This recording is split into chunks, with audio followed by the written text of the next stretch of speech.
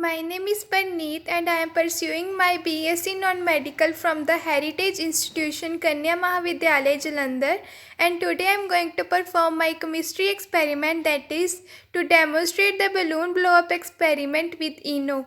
So let's start with the experiment. As we all know, we can blow up the balloon with the help of a mouth. But in this simple science, we will show you how to blow up the balloon with the help of the few everyday items that you probably have in the home. So in this experiment, we need a bottle and one more bottle and ENO and a balloon. First of all, we take one bottle and cut the upper half of the bottle.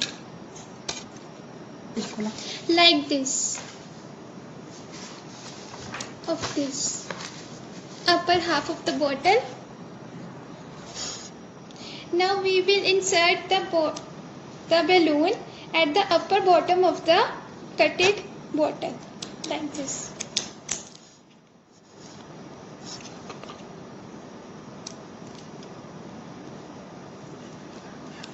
See.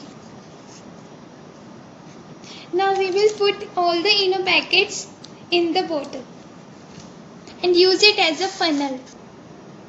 Now we will put the ENO. Take another water-filled bottle and with care, that ENO containing balloon should not be adjacent to that bottle opener. Now we are putting it on. But we have to take care that the ENO should not get mixed with the water until we are starting with our experiment, like this. As the ENO got mixed with the water, there will be sudden reaction and the balloon will blow up, like this. There is reaction that is going on in the water, in the balloon, and the balloon is blown up. As we have done with our balloon blow up experiment. As ENO is made up of sodium carbonate, when mixed with the water, there is a chemical reaction that results in the formation of carbon dioxide gas. As the gases do not have any specific shape or volume, they expand rapidly, filling their container.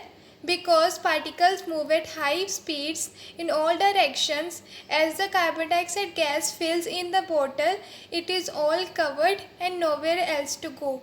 So it begins to fill the balloon. As this process continues, the balloon inflates.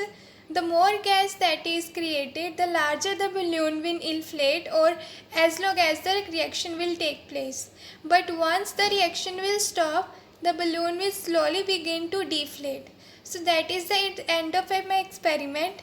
Thank you.